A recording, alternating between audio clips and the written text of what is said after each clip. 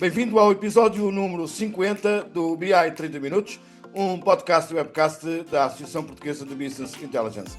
Hoje estamos aqui reunidos para falar do impacto da inteligência artificial nos profissionais de dados. Eu estou com o José Rui Gomes, que é o presidente da APBI, com o Pedro Assude, que faz parte dos membros da direção da APBI, Hélder Quintela, que é o presidente da Assembleia da APBI, e José António Silva, também membro da APBI. Para lá de serem membros da APBI, são profissionais de dados há muitos anos e todos eles, ou quase todos eles, docentes na área dos dados em diversos institutos politécnicos e diversas universidades. E vamos diretos já ao episódio, onde vamos falar, como vos disse, do impacto da inteligência artificial nos profissionais de dados. A IA deixou de ser apenas uma promessa tecnológica. Está integrada nas ferramentas dos processos de análise, na forma como se tomam decisões, naturalmente no dia-a-dia de quem trabalha com dados. E vamos já passar a palavra aos meus convidados, e eu começaria pelo Presidente, no fundo, para nos dar um pouco uma nota de boas-vindas e a seguir então faria uma primeira pergunta. Ora, muito boas tardes a todos. É um privilégio estarmos a fazer o episódio número 50, estarmos aqui rodeados de gente que trabalha os dados, mas acima de tudo tem vindo a fazer uma partilha desse conhecimento junto dos nossos associados, e a Associação Portuguesa de Business Intelligence agradece em nome de toda a equipa e a todos aqueles que nos acompanham ao longo de várias edições, onde trabalhamos todas estas sinergias de vários temas com oradores e trabalho comum e comunitário, e acima de tudo com o gosto e paixão por estas sinergias do trabalho, do impacto da inteligência artificial, do business intelligence, sermos aqueles profissionais que estamos a criar sinergias na economia e nas organizações. A todos, obrigado, e os meus parabéns por estarmos aqui todos e levarmos este episódio a todos aqueles que gostam de nos ouvir e ouvir aquilo que tem de interesse para o futuro. Muito bem, muito obrigado, Rui. A minha primeira pergunta, eu quase que estive aqui indeciso sobre se fazíamos um sorteio, mas para que isto fique mais dinâmico, eu acho que cada um de vós poderá responder a uma destas perguntas e poderá chegar-se à frente sem que eu o nomeie. Sendo que durante anos falámos de BI, Analytics, Dashboards, Data Drives, Decision Making. Agora o IA entrou de forma clara neste território. Na vossa perspectiva, estamos perante uma evolução natural do trabalho dos profissionais de dados ou uma ruptura mais profunda? Posso começar? Olá a todos, José António. Eu não via isto como uma ruptura, via mais uma ruptura naquilo que é a expectativa da sociedade e na forma como toda a gente está a olhar para o impacto do IA nesta e noutras profissões, mas eu não diria que isto seria uma situação de ruptura, pelo contrário. Aquilo que nos tem ensinado a inteligência artificial é que se nós não lhe dermos dados bons, dá-se aquela expressão do garbage in, garbage out, não é? E, portanto, quem tem colecionado, agregado, curado, melhorado os dados são exatamente os profissionais que trabalham nestas áreas de Business Intelligence, que ao longo dos anos foram agregando e criando, ligando a data sources diferentes entre as organizações, ligando a dados externos e internos, e foram montando modelos capazes de responder a perguntas. Ora, aquilo que nós estamos a ver neste momento a acontecer com toda esta tendência dos LLMs, dos chatbots, etc., é que o interface é que se tornou diferente, ou seja, as pessoas recorrem muito mais a uma linguagem natural para fazer pedidos, e é um trabalho, depois destes modelos, encontrarem forma de calcular ou encontrar os dados corretos.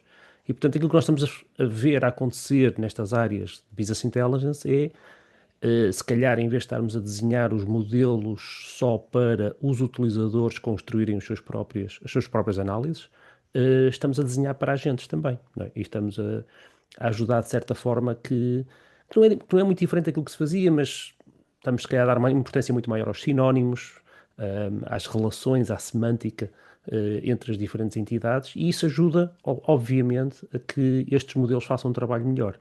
Agora, eu não acredito que isto é uma coisa, uma varinha mágica que as pessoas despejam os seus dados empresariais para dentro de um copy-paste ou um upload de ficheiros para dentro de um chatbot e esperam milagres. É muito mais fácil, é muito mais grounded, muito mais seguro fazer perguntas diretamente aos dados que já estão curados, validados e que são a verdade única que nós andamos à procura, não é? Pedro, Tu fizeste a desculpa, pergunta, João. Helder, João, já vou a ti, eu ia nesta sequência da questão da resposta do Zé António, eu ia só ao Pedro para introduzir aqui uma coisa que, na sequência do que disse o Zé António Silva, porque o Pedro está todos os dias numa das maiores empresas portuguesas e esta mudança de prioridade dos dados. Eu não acredito, queria só ouvir dele, que tenham acordado agora com a demanda que aí vem, mas é um trabalho que já vem com continuidade, certo, Pedro? Sim, sem dúvida. Olá, boa tarde a todos. Sim, sem dúvida. Eu estou nesta área também desde o ano passado, apesar de já trabalhava com o BI há uns anos, também aqui no Grupo Naveiro, cá no Grupo Naveiro. Sim, para nós continua a ser bastante desafiante, apesar de há aqui algumas questões que ainda não estão tão evidentes, nomeadamente a utilização da IA. Sim, já todos utilizamos, fala-se cada vez mais. E dentro daquilo que é a nossa área de Business Intelligence, que eu integro dentro daquilo que são as operações industriais e logísticas do Grupo Naveiro, também o estou a ter. E o Zé há pouco falava na questão dos agentes, sim, sem dúvida, na criação de agentes que nos possam ajudar e que me ajudam no meu dia a dia, sim, porque neste momento faço diariamente na consolidação dos KPIs, mas são questões que já vêm de trás, mas depois há desafios que ainda, ou seja, aqui estamos a falar na IA, mas há desafios que ainda passam por limpeza de dados, por transformações, por questões que ainda não estão resolvidas, e isso é preciso também nós olharmos, e eu tenho feito essa atenção, porque ainda nem sequer estou a falar na IA com algumas áreas, quando elas ainda têm alguns temas que eu tenho que resolver, nomeadamente como é que estão estruturados os dados, portanto, toda essa questão de dar garantia, de dar qualidade aos dados, que também o Zé falou, e que é fundamental para depois termos, sim, de facto, dados com qualidade, KPIs bem apurados, os timings corretos, os relatórios bem construídos. Agora, claro que aqui o papel do homem dos dados passará também, além de ajudar neste processo, a criar automatismos, sem dúvida, a criar os agentes, seja em Copilot, seja noutra ferramenta. Eu estou a utilizar muito o Copilot a esse nível, porque estou a utilizar Power BI, apesar de ali também com ajuda na criação de medidas, etc. Temos ali também algumas questões ligadas a alertas que podemos ir colocando, mas há desafios ainda que nós temos que superar, nomeadamente que nos remetem para a questão dos dados. E esse eu também o estou a ver agora no meu dia a dia. Helder, agora sim, passando a ti, voltando aqui à questão do impacto, não é? Se estamos perante uma questão de continuidade do trabalho e o aumento da demanda do trabalho, ou se entramos numa onda de ruptura. A tua visão enquanto consultor e também enquanto docente são duas visões muito importantes, porque tocas aqui as duas áreas.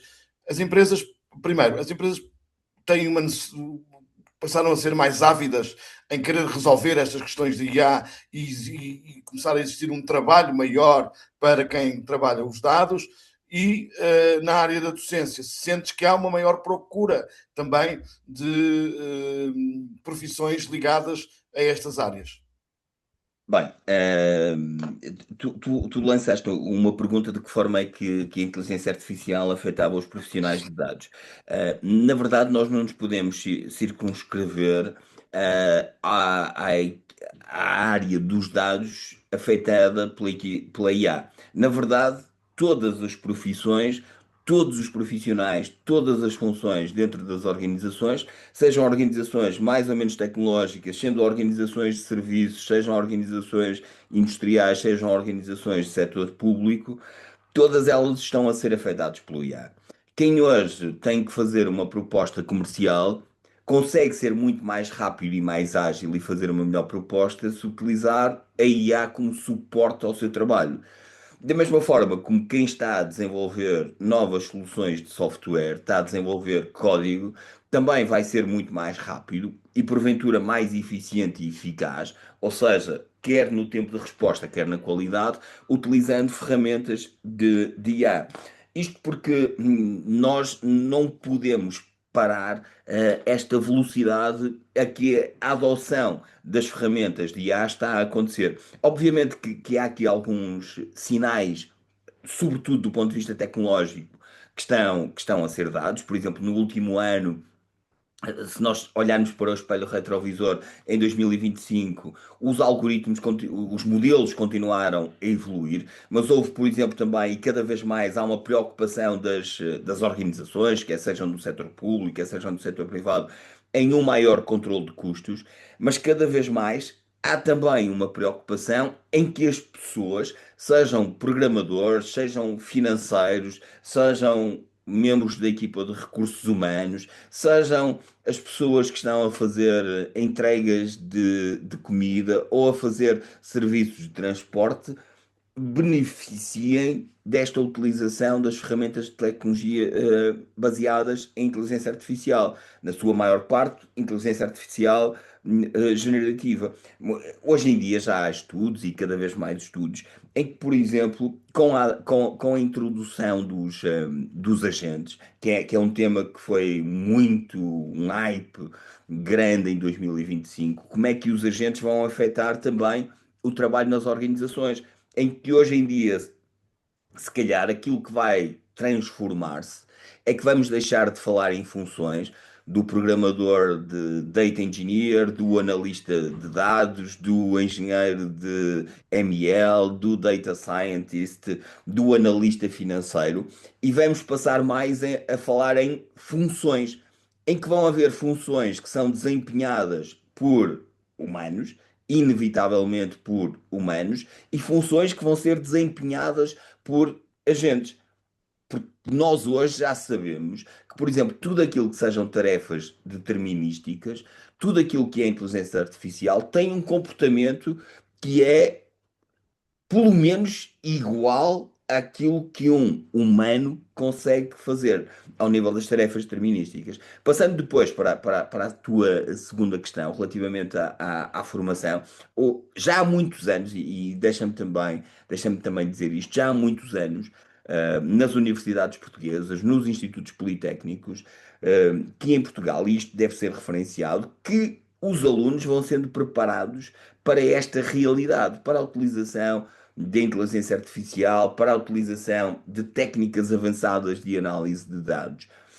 Hoje em dia, aquilo que se tem acentuado é, sobretudo, uma verticalização também da oferta, que passa da oferta formativa, que em determinados aspectos passa a ser mais focada em determinadas áreas da formação em inteligência artificial, mais formada em agentes, ou mais formada em inteligência artificial generativa, ou mais focada em estratégia de inteligência artificial nas organizações, mas diga-se também que já há muitos anos que as universidades, que o ensino superior em Portugal, os institutos politécnicos também já vêm a formar as pessoas para esta nova realidade. E por isso também, só para terminar, é que nós, em Portugal, temos conseguido dar essa resposta. Porque quando isto se começou a tornar um hype, as pessoas já tinham as bases, já tinham as fundações para poderem trabalhar nesta área. Muito bem, obrigado, Helder. Vamos agora a mais uma volta e eu ia ao terreno prático, as ferramentas de IA generativa, automação, modelos de linguagem natural aplicada aos dados. Tudo isto está disponível e não é de agora. A minha pergunta é o que é que mudou concretamente no dia-a-dia do analista ou especialista em Power BI nos últimos 12 a 18 meses? Zé António, começo por ti. Curioso que fizeste referência agora ao Power BI. Isto é quase um sinónimo na nossa área para Business Intelligence. A ferramenta da Microsoft tornou-se, está a fazer 10 anos, né? Tornou-se numa quase Referência. no Excel desta nossa área. Verdade. É uma ferramenta que realmente tem um impacto enorme, que vai muito para além daquilo que são os profissionais de dados. Começa a estar muito acessível a muitas outras profissões e como o Heller estava a dizer, as expectativas são diferentes, ou seja, o profissional hoje em dia tem que ter esta elasticidade, tem que vestir vários chapéus.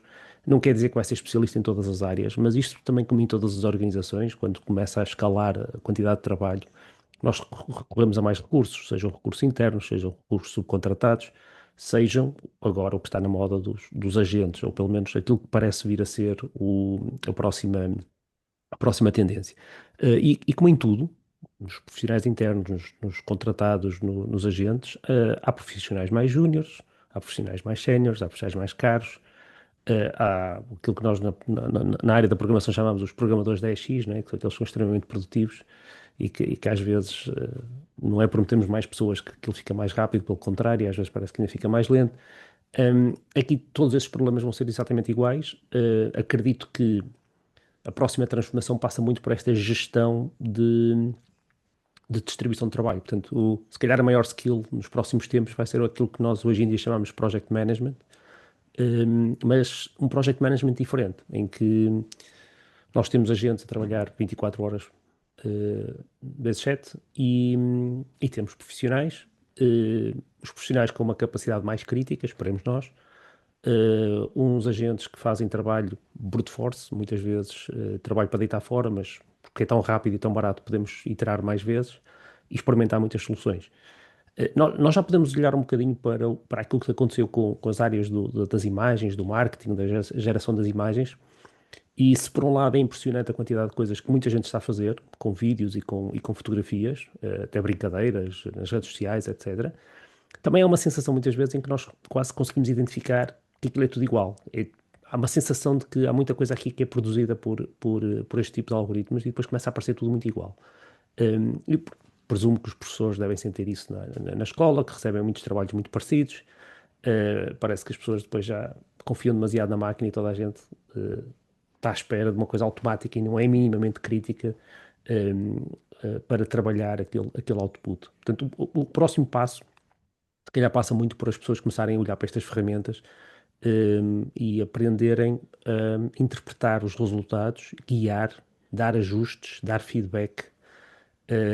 E que qualquer profissional com alguma experiência percebe, dar feedback à sua equipa, a forma de comunicar com os seus colaboradores, de os incentivar, de os desafiar, não vai ser muito diferente daquilo que vai acontecer com os agentes. Os agentes são como crianças que estão a aprender e que precisam de guias, de incentivos, de formas de os ajudar a encontrar a solução.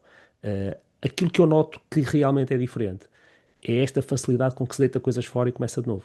Portanto, se calhar até agora nós, mesmo que um trabalho fosse um bocadinho mais pobre, um júnior tivesse feito um trabalho que não estava bem, nós íamos tentar ajudá-lo a melhorar aquele trabalho para tentar corrigir e tentar explicar porque é que podia fazer aquilo melhor.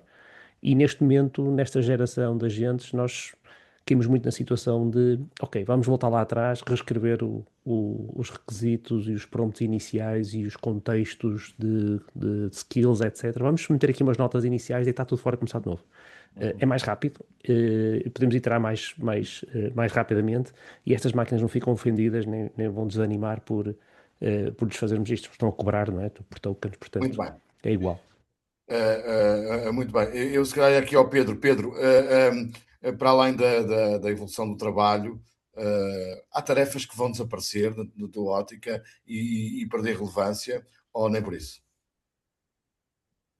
Claramente que aqui a questão da IA, e isto a nível global, vai lançar aqui também, já discutimos aqui a questão dos desafios, mas esta questão mais técnica, a IA vai ajudar nisto tudo. Portanto, quer os agentes, quer o Copilot, quer outras ferramentas vão ajudar a construir relatórios rapidamente, em poucos segundos, coisas que nós demoramos a fazer, e eu estou a fazê-los agora área a área e o tempo que se leva nessa construção, isso vai ser muito mais ágil. Portanto, eu acho que tem que haver aqui, de facto, não quer dizer que vá desaparecer, mas este técnico agora que se dedica a fazer e a construir gráficos, e a construir visuais, e a construir relatórios, e a tentar também olhar um bocadinho de uma ponta à outra, a nível de dados, ver a linhagem dos dados, começa a ser, terá que passar a ser um arquiteto dos dados. Ou seja, ele tem que olhar para um todo, tem que compreender que o processo, que há aqui uma arquitetura que se tem que garantir. Portanto, em vez de estar só a escrever código tão técnico, esse técnico que escreve código agora, e que a IA vai e está a ajudar a garantir esse código, é tentar ser curador desse código. Portanto, o técnico passa a fazer a curadoria. Portanto, ele não desaparece essa função. Portanto, tem que se reinventar um bocadinho, tem que haver aqui uma nova postura. Portanto, este conhecimento do negócio também é fundamental, do negócio, das operações, quanto a técnica, não? Para perceber, porque a IA aí pode não ajudar tanto, né? Portanto, ele tem que conseguir aqui garantir que este processo está a ser feito com qualidade, na minha opinião. Agora, ele tem que ser claramente um arquiteto de dados, na minha ótica. Muito bem. Hélder, vão surgir novas competências, ou como já revelou aqui um bocadinho o Zé António, haveria algumas áreas agora que estão a ganhar mais peso. Na tua ótica, como é que será feito esse caminho? É um caminho natural, mas como é que o estás a observar? Toda a gente olha para isto e olha para isto de duas formas, ou de uma forma, digamos assim, bipolar. Por um lado, existe claramente uma excitação por aquilo que o mundo novo nos traz e por aquilo que nós vamos conseguir fazer de algo e de uma forma que nunca antes tínhamos capacidade de o ter feito. E por outro lado, surge o receio de qual é o impacto que isto vai ter nas pessoas, na sociedade. E repara, nós vemos que isto vai provocar transformações sociais significativas. Nós olhamos para a história e vimos aquilo que aconteceu com a primeira Revolução Industrial, aquilo que aconteceu com todas essas dinâmicas, e agora, claramente, a inteligência artificial é claramente uma nova revolução que vai alterar as profissões e vai alterar a forma como as pessoas trabalham.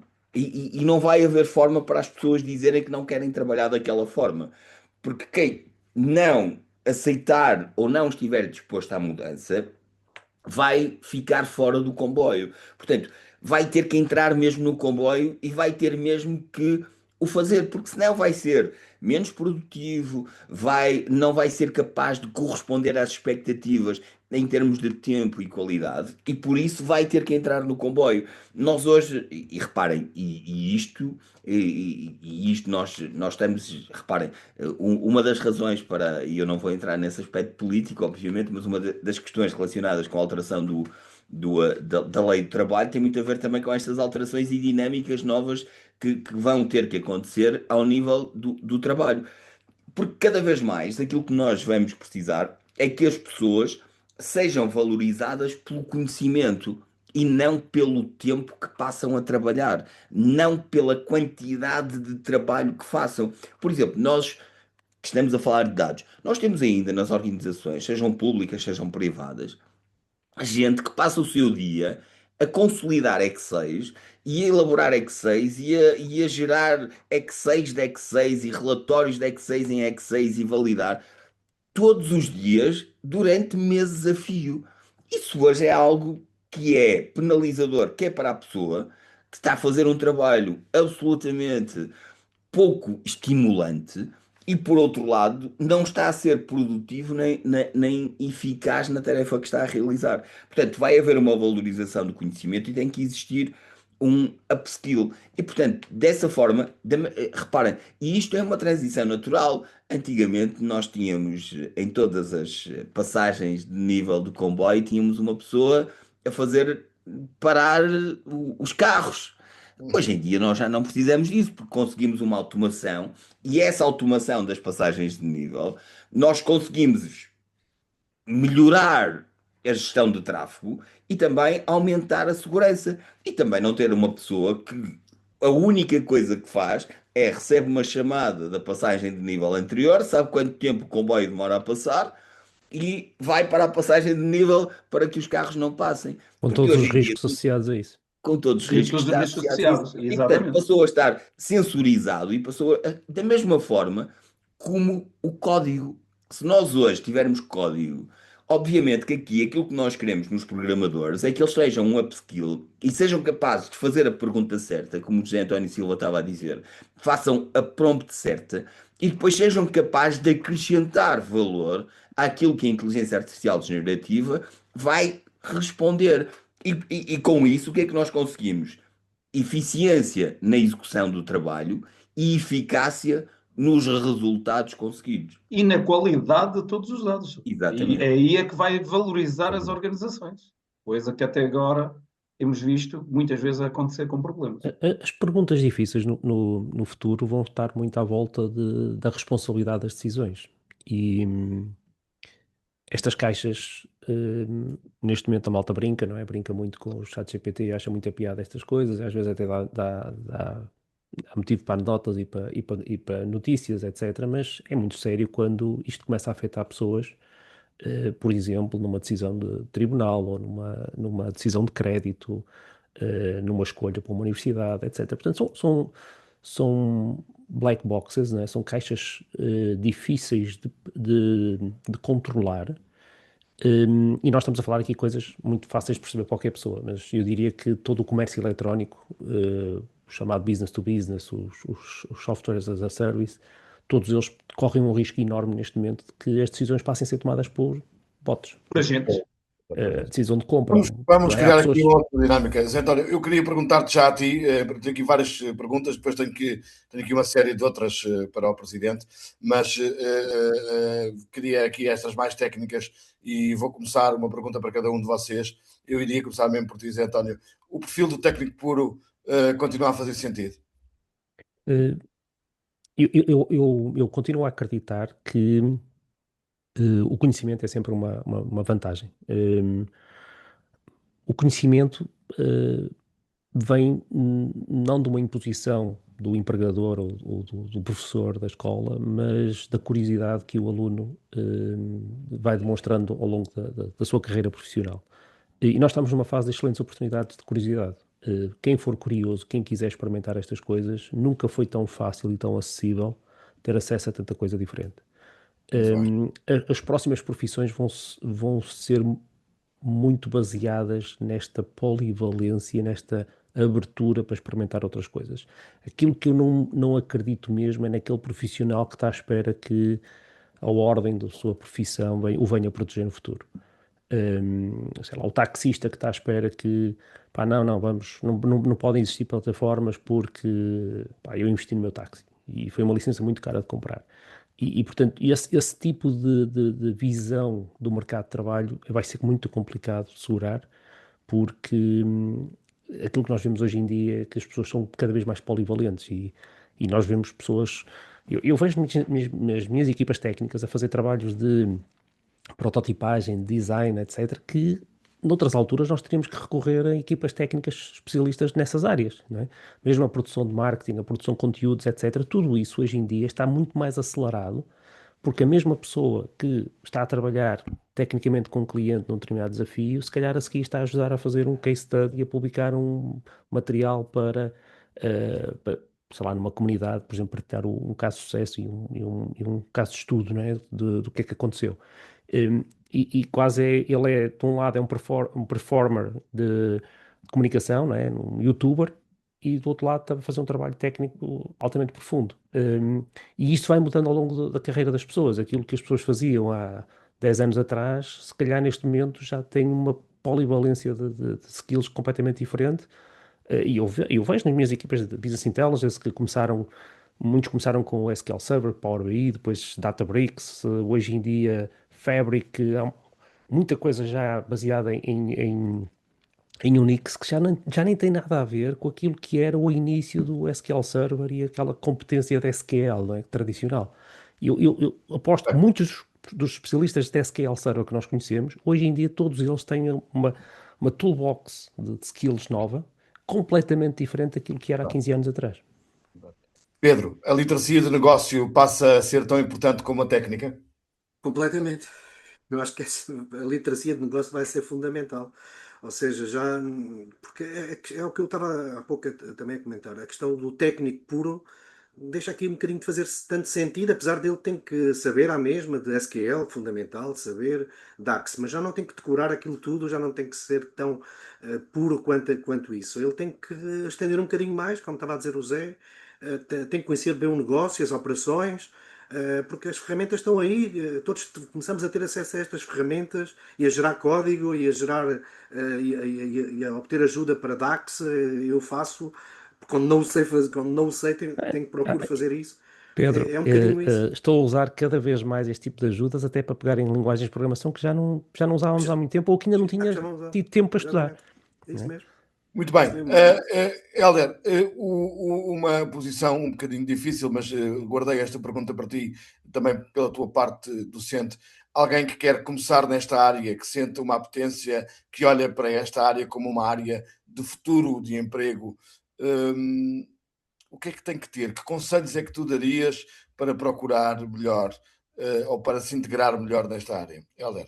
Bem, se os conselhos se dessem, eu ia à procura Sim. deles. Eu ia à Não, procura não é deles. tanto um conselho, a palavra que eu sei aqui e muito sério, porque isto aproveito esta pergunta para quem nos está a ouvir e a ver. A APBI é muito isto. A APBI é uma associação que se permite, pela qualidade de profissionais que envolvem o seu dia a dia, poder fazer um bocadinho eu não diria conselhos, mas um pouco dar a conhecer a profissão, mostrar quais são os problemas e as facilidades da profissão, e por isso, nesta qualidade de presidente da Assembleia da APBI, dir-te-ia, quando olhas para um profissional que tem uma apetência para esta área, o que lhe dirias, por onde é que ele deve começar e o que é que ele deve fazer? Bem, e eu acho que é fundamental ter cada vez mais uma capacidade de resiliência, uma capacidade de resistência à mudança, uma capacidade de evoluir, de estar continuamente a aprender. Aquela coisa de eu acabei agora o curso, acabei agora o mestrado, vou para o trabalho e depois a partir daí vou apenas trabalhar, isso não existe. Portanto, é necessário estar sempre a par das competências. Uma das coisas, e aí pode beneficiar tudo isto que a APB oferece, é precisamente esta capacidade de interagir com pares. Ouvir dos pares aquilo que está a acontecer no mundo, perceber o que é que está a acontecer na organização, o que é que profissionais que estão na área têm a contar sobre a experiência nas organizações, porque isto evolui de forma tão rápida que ninguém, nem eu, nem o Zé António, nem o Zé Rui Gomes, nem o Pedro Assude, que estamos na área dos dados, temos as mesmas experiências, temos os mesmos skill set, temos a base, temos as fundações, que passamos pelas mesmas fundações, mas a partir daí nós somos capazes de absorver aquilo que vai acontecendo. E aquilo que nós temos que estar é muito atentos àquilo que está a acontecer na realidade. E temos que estar sempre abertos à mudança. Há skills fundamentais. O SQL continua a ser fundamental, embora hoje em dia, por exemplo, o grande trend nas bases de dados sejam bases de dados que começam a poder ser interrogadas, a podermos fazer consultas em linguagem natural. E, portanto, até deixamos de ter que saber SQL. Mas o SQL é importante para nós percebermos e validarmos que as respostas estão a ser dadas da forma correta. Como saber modelar uma base de dados continua a ser fundamental. Nós evoluímos das bases de dados relacionais para os data lakes e para as bases de dados no SQL e que armazenam dados de todos os tipos, mas a verdade é que quando nós estamos a falar, por exemplo, da camada Gold ou da camada da verdade de consumo de dados, estamos a utilizar ainda modelos de Kimball, modelos dimensionais de dados para depois construirmos a nossa análise. Portanto, há conceitos fundamentais que continuam a ser importantes. Depois, o resto é a abordagem à mudança, a capacidade de mudança. Porque a OpenAI está a lançar modelos todos os anos, e mais do que um ao ano.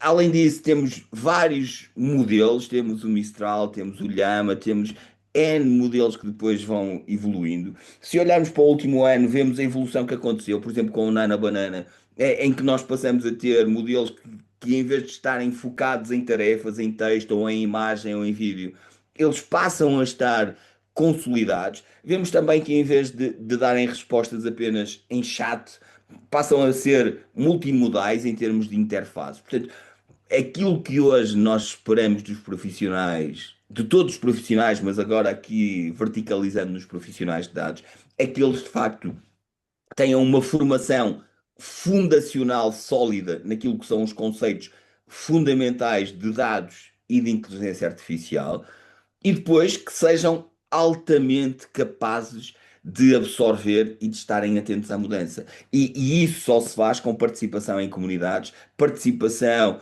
em fóruns e também uma aprendizagem contínua acelerada. Muito obrigado, Helder. Zé Rui, uma pergunta importantíssima. As empresas portuguesas estão preparadas para tirar partido da AI aplicada a dados? Eu penso que é alguma sim, ainda agora o Helder, quando estava a falar, e muito bem, nós, a nível da associação, temos tido um trabalho contínuo para despertar a atenção tanto nas pessoas, mas também nas organizações, e a inteligência artificial vai ter esse impacto, e claro que já está a ter, mas existem muitas organizações que ainda não têm essa visão, porque muitas das vezes existe ainda aquela noção que será que o IA, em vez de nos ajudar, vai nos prejudicar?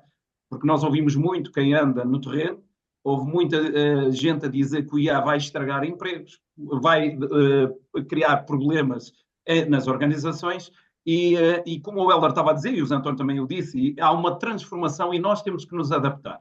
Cada vez mais as organizações têm que perceber, e para isso é que estamos aqui, nós profissionais, a tentar indicar e dar as melhores opiniões, porque hoje a inteligência artificial é um facto na Europa, é um facto no mundo, e acima de tudo nós temos que perceber que as organizações têm que se libertar muitas vezes daquele cinto apertado, perceber que temos que reagir, temos que ir atrás de outros desafios, e este desafio da inteligência artificial tanto será importante para os dados, como o LBI, mas também a melhoria, a qualificação dos seus profissionais.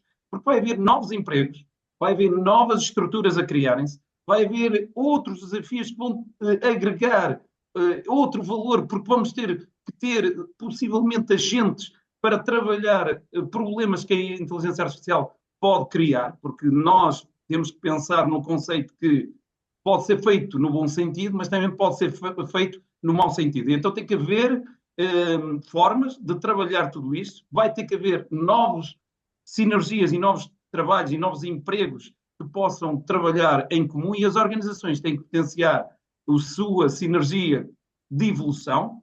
Nós, quando nos formamos, e hoje, ao longo de muitos anos, cada um de nós teve que ir acompanhando a evolução, teve que se ir adaptando e muitas vezes os fundamentos que nós dizíamos, até da universidade, em determinadas disciplinas, dizíamos porque estamos a tirar isto ou temos isto, mas foi-nos importante, se calhar, ao longo da vida profissional, ao longo de tudo, para hoje sermos estas pessoas que conseguem liderar, conseguem ir mais longe, conseguem trabalhar e aqui, nesta forma que tem feito na associação, é em partilhar este conhecimento e é isso que as organizações têm que pensar. Nós temos que ver a inteligência artificial como uma nova era de evolução que vai agregar esse tal valor que todos nós aqui, desde o Zé António, o Pedro Assuda e o Helder, já comunicaram aqui neste fórum, neste podcast, que é importante, cada vez mais vai ser importante isso.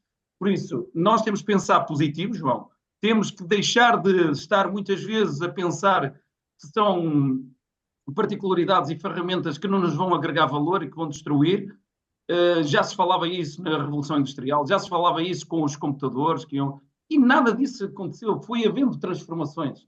Nós temos é que adaptar tanto o interior, que esse é muitas vezes o problema em Portugal, só adaptamos-nos às grandes cidades, às grandes organizações, temos que pensar nas PMEs, nas microempresas e também no interior. E, acima de tudo, potenciar uma alavanca para que a parte organizacional da função pública ou da administração pública tenha uma nova capacidade com a inteligência artificial de fazer a regeneração de diversos processos, diversas formas de trabalhar em todos os setores, de modo a poder integrá-los e melhorar toda essa coesão com a sociedade. Para quê? para melhorar a sua qualidade, a sua intervenção e facilitar as pessoas.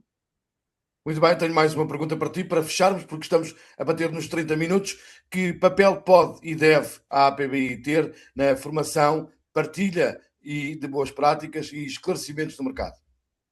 É assim, a associação tem vindo, ao longo de tantos anos, a fazer o seu trabalho, o seu caminho da sua evangelização e das suas boas práticas com a sinergia de muitos convidados neste programa do BI 30 Minutos, mas, acima de tudo, com a intervenção de outras pessoas em conferências, workshops, nas nossas newsletters, mas, acima de tudo, nas organizações e no ensino superior, tanto politécnico como no ensino superior público e privado. Tudo isto tem sido importante porque a própria organização da equipa da APBI e todos os elementos são fundamentais, desde os associados aos parceiros, mas, acima de tudo, aquelas pessoas que estão a trabalhar com o gosto, pela paixão desta área, mas, acima de tudo, quando ajudam, quando tentam partilhar e fazer esta alienação de conhecimento, fazer uma prospecção de como melhorar e perceber, porque somos agentes, somos pessoas, como estamos aqui neste grupo, em que percebem o contexto real, o contexto empresarial, o contexto a nível universitário. Perceber tudo isso dá-nos determinação e, como cidadãos portugueses, estamos a fazê-lo para que a associação possibilite melhorar a qualificação, melhorar a integração e a reconversão de muita gente, porque ainda hoje falamos aqui que as pessoas, se são importantes, as partes mais técnicas. Todas as pessoas são importantes numa organização. E muitas das pessoas, quando já tinham-se perdido num determinado licenciatura que não tem nada a ver com a informática, não tem a ver com a parte de dados, business intelligence ou inteligência artificial, elas conseguiram perceber que havia esta área que poderiam explorar. Foram fazer essa área, foram-se graduar nestas áreas e hoje são excelentes profissionais em muitas organizações.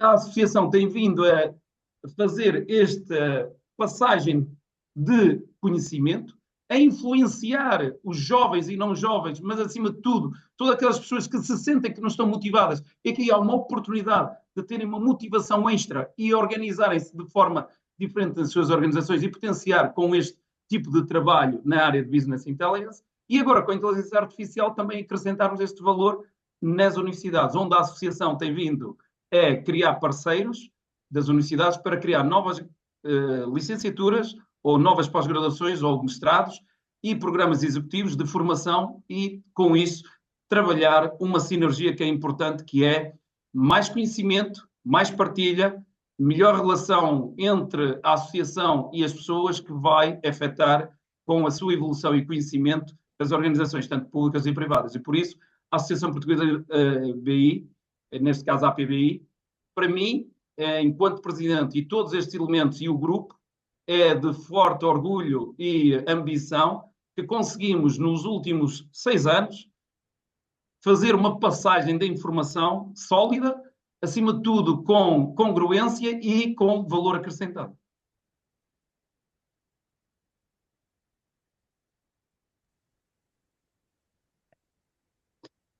Neste momento temos também vários programas interativos, que, além do BI 30 Minutos, temos vindo a trabalhar nas sinergias destas universidades, mas esses programas interativos que eu estou a dizer diretamente, sem os publicarmos na associação, cada um de nós faz uma agregação de valor e, diretamente ou indiretamente, estamos a agregar este valor quando estamos nas nossas organizações, a nível pessoal, e estamos a transmitir este valor. Por isso, tudo isto é valor acrescentado que a associação tem feito a nível da sociedade portuguesa e em circunstâncias que hoje um país como o nosso, que é pequeno, mas pode ter uma dimensão cultural, mas também de conhecimento de business intelligence importante na sociedade, para crescermos a sociedade. Muito bem, José Rui. Muito obrigado a todos os quanto aqui tiveram. Tínhamos tema Obrigado. para o resto da tarde e para nunca mais sairmos daqui. Havemos de ter essa possibilidade. E até uma próxima oportunidade.